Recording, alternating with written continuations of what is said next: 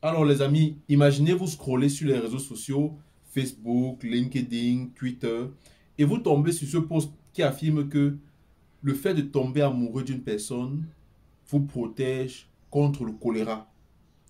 C'est une information qui est amusante, qui est drôle, qui est partageable, mais il y a une réalité terrifiante que vous devez savoir, c'est que le fait de lire ce mensonge une seule fois, votre cerveau commence à y croire.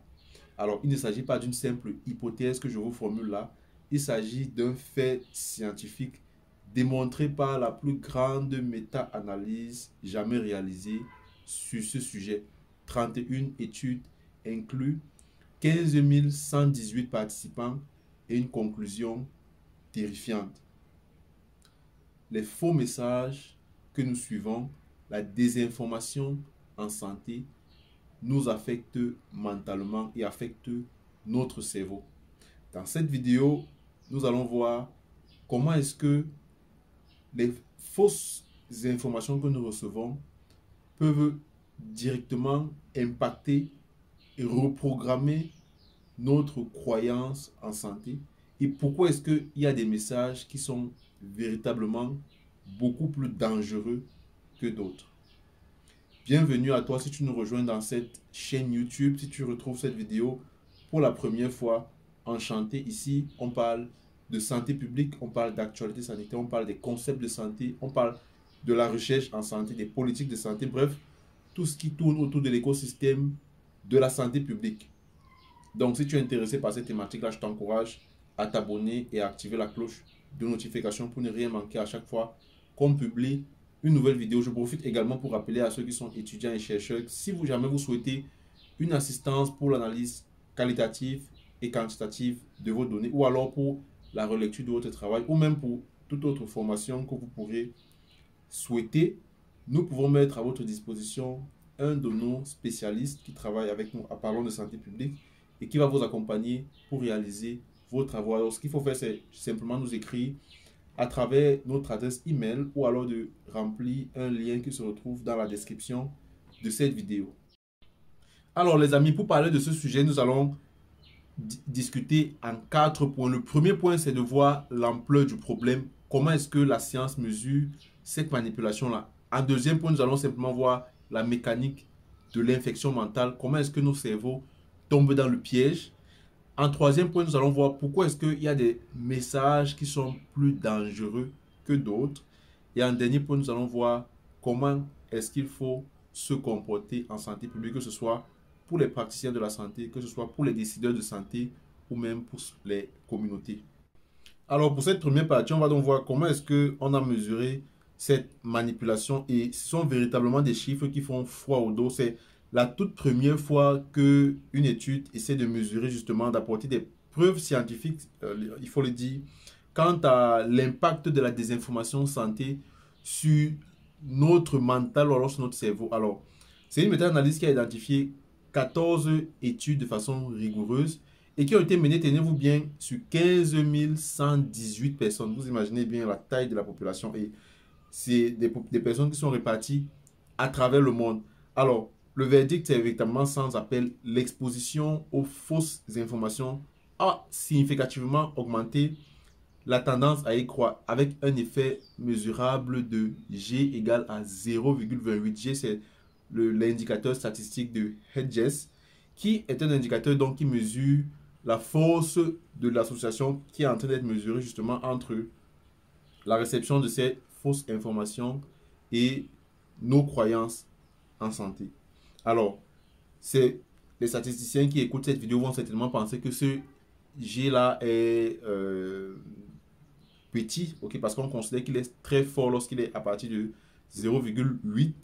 On va certainement considérer qu'il est petit, mais tenez-vous bien, il ne faut pas minimiser cela parce que c'est beaucoup plus grave qu'il y paraît. Déjà parce que c'est un indicateur qui montre qu'il est systématique. Systématique pour dire que ça se produit de façon perpétuelle, de façon systématique chez tout le monde. C'est-à-dire tous ceux qui vont être exposés à la désinformation donc, vont avoir une modification de leur cerveau ou de leur mental, s'il faut le dire comme ça. Donc, C'est la raison qui montre, c'est ce qui montre qu'il ne faut pas se fier à cet indicateur qui est, entre guillemets, beaucoup plus réduit que ce qui est, qu'est-ce qui pourrait être considéré comme étant élevé. Également, le fait que ce soit cumulatif. Parce que chaque fois lorsque vous allez être exposé à une fausse information, vous allez avoir toujours cet impact que cela a sur la retention que votre cerveau exerce sur cette fausse information-là. Donc, c'est la raison pour laquelle on évoque le fait qu'il soit cumulatif. Donc, il ne faut pas seulement se fier au 0,28 qui a été donné parce que l'étude a été faite sur 15 118 personnes. Mais il faut tenir compte de ce que je vous donne déjà, le fait que ce soit systématique, c'est-à-dire ça se produit chez tout le monde, le fait que ce soit cumulatif, c'est-à-dire à chaque fois qu'on va être exposé à une fausse information, on sera susceptible et notre cerveau sera susceptible d'enregistrer cette information-là. Également, le fait que ce soit sous-estimé, c'est-à-dire que les conditions de l'étude sont beaucoup plus favorables que la réalité parce que vous allez voir, par exemple, lorsqu'on parle de l'exposition unique des participants ou alors du fait que les participants étaient attentifs, on ne va pas essayer d'évoquer dans cette étude le fait que, voilà, on ne va pas se mettre l'étude dans une réalité de tous les jours, c'est-à-dire que, vous savez, l'étude a ses propres caractéristiques qui donc ne peuvent pas forcément refléter à 100% la réalité. Donc, on peut considérer donc que cet effet est sous-estimé dans le cadre de cette étude-là et que il ne faut pas seulement se fier à ces 0,28 qui est donc l'indicateur qui mesure donc cette relation-là, mais que l'impact pourrait être beaucoup plus grave. Alors, pour cette deuxième partie, on va voir la mécanique de l'infection mentale. Comment est-ce que nos cerveaux tombent dans le piège? Justement, d'après cet article qui a été publié. Et ce qu'il faut comprendre, c'est que cette mécanique de l'infection mentale, c'est un processus en 3 étapes. Alors, la première étape, c'est ce qu'on appelle la contamination cognitive. La contamination cognitive ici, ça va consister au fait que notre cerveau va recevoir toutes les informations qui lui parviennent, ok? Toutes les informations qui lui parviennent, notre cerveau va encoder cela de façon automatique, sans forcément distinguer quelle information est bonne ou quelle information est fausse. Et il y a même ce qu'on appelle la trace mnésique, c'est-à-dire que notre cerveau va, à cause des mensonges qui sont reçus, les mensonges, et on précise cela bien dans cette étude, c'est que même les mensonges vont laisser cette trace mnésique. La trace mnésique, c'est un peu comme une trace qui fait en sorte que notre cerveau va se rappeler d'avoir reçu cette information-là. Les psychologues qui m'écoutent peuvent bien percevoir cela parce que c'est un élément qui est beaucoup mentionné en psychologie, cette trace mnésique MN, accent aigu. Donc, ça, c'est la première étape donc, qui est donc l'étape de la contamination cognitive. La deuxième étape, c'est l'étape de la mise à jour des croyances. Alors, notre cerveau va essayer de mélanger le vrai et le faux et voir en fonction des expériences, des informations passées qu'on avait, notre cerveau va actualiser les informations avec les nouvelles informations ou les fausses informations qu'il a perçues, donc qu'il a vues, avec lesquelles il a été confronté. Donc, c'est cela donc qui va consister à la mise à jour des croyances. Et à ce niveau, notre cerveau ne fait pas la distinction entre ce qui est vrai et ce qui est faux. Le cerveau va simplement encoder tout cela comme étant des informations. Alors, la troisième étape de ce processus, c'est justement l'impact comportemental. C'est-à-dire que notre cerveau a déjà fait la première étape qui consistait à la contamination cognitive. La deuxième étape qui consistait à la mise à jour des croyances. Maintenant, la troisième étape va avoir directement, va mentionner directement le comportement. C'est-à-dire que les croyances vont être modifiées en fonction donc de nos attitudes. C'est-à-dire que nos croyances vont influencer nos attitudes. Les attitudes qu'on va adopter seront certainement influencées par nos croyances et nos attitudes vont déterminer donc nos intentions et nos intentions vont déterminer donc nos comportements. Donc, véritablement, c'est ce qui est mentionné dans ce document et ce qui est justement mentionné également par les psychologues en ce qui concerne le changement de comportement. Vous voyez à quel point est-ce que les fausses informations vont aller de la contamination cognitive en passant par la mise à jour des croyances jusqu'à la modification de notre comportement. Donc, c'est absolument important de comprendre cela et de voir comment c'est mentionné dans l'étude des exemples concrets qui ont eu lieu dans le passé, notamment avec le vaccin. On parle par exemple du vaccin comme le vaccin ROR, rougeole, oreillon, rubéole, et qui est mentionné, fait mention de ce que ce vaccin-là pourrait causer l'autisme. Donc ça, c'est des informations qui ont été relayées dans cet article-là. Et par rapport, par exemple, au coronavirus, on vous fait savoir qu'il y a des gens qui ont cru et qui ont changé leur comportement parce qu'ils ont cru que le vaccin contre le coronavirus, ok, en fait que le bain chaud, un bain chaud, lorsque vous prenez un bain chaud, ça peut vous protéger contre le coronavirus. Donc, même par rapport au tabagisme, il y a beaucoup de publicités qui sont faites par rapport au tabac et donc qui ont influencé le comportement et les croyances des gens par rapport à ces phénomènes-là. Alors pour cette troisième partie, on va voir pourquoi est-ce que tous les mensonges ne se valent pas et l'effet de longueur. Ça, je trouve, c'est l'un des éléments très intéressants et le plus important qui est mentionné dans cet article scientifique qui vient d'être publié. C'est le fait que tous les mensonges ne se valent pas et que la longueur du message va directement déterminer son pouvoir de persuasion. En termes clairs, les messages qui sont les plus longs, ok, sont beaucoup plus persuasifs que les messages courts.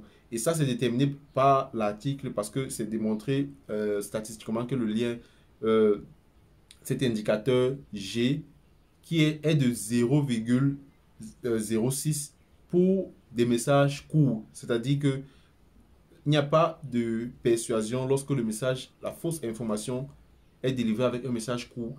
Par contre, lorsqu'on délivre la fausse information en utilisant un message beaucoup plus long, l'indicateur statistique G est de 0,46, beaucoup plus élevé. Donc, ça montre simplement que le facteur persuasion, on est beaucoup plus persuadé que l'information est vraie lorsque la fausse information est courte. Et ça peut s'expliquer justement avec des principes en psychologie qui fait en sorte que lorsqu'on parle par exemple de l'heuristique de la quantité en psychologie, c'est le fait que notre cerveau va associer inconsciemment plus de texte à plus de crédibilité. Donc on va se dire, ok, si on a plus de texte, ça veut dire qu'on est plus crédible. Si on parle beaucoup, ça veut dire que forcément ce qu'on dit est vrai. Alors, il y a également un autre principe en psychologie qu'on appelle l'élaboration argumentative, c'est-à-dire que les longs textes qui semblent être bien documentés, bien réfléchis, on a pris beaucoup de sources pour mentionner, c'est la raison pour laquelle on écrit beaucoup. Et il y a également un autre qu'on peut appeler l'engagement cognitif, c'est-à-dire que plus on va lire un message, on va prendre le temps de lire un message, notre cerveau va s'investir mentalement de plus en plus et donc on peut beaucoup plus adhérer aux informations qui sont partagées.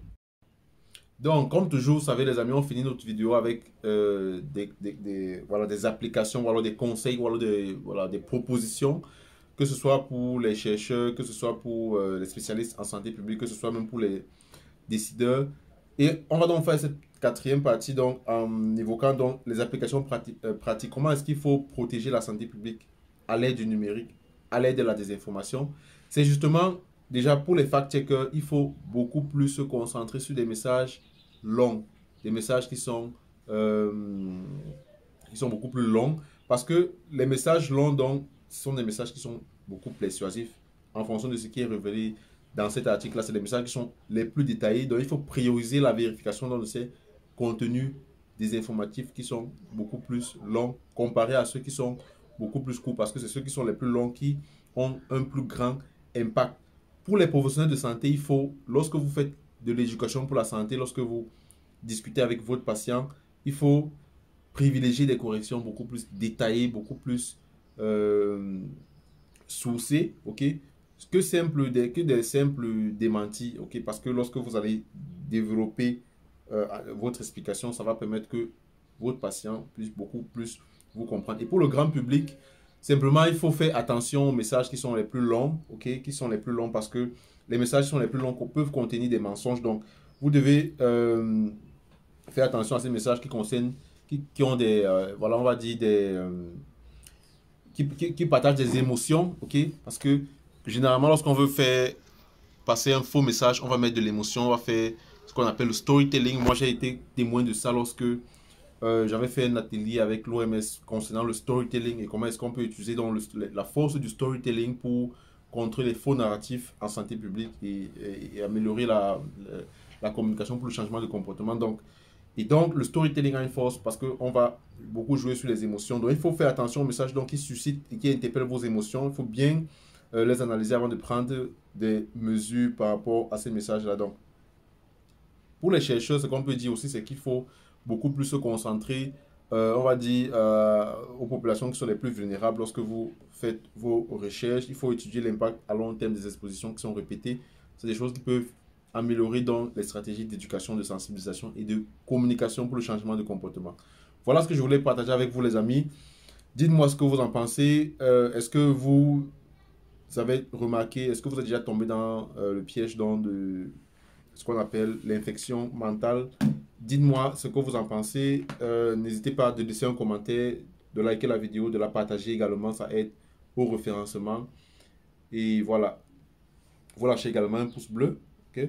Et n'oubliez pas, les amis, vous nous contactez à travers notre adresse email si jamais vous êtes intéressé par nos différents services. Sentez-vous bien.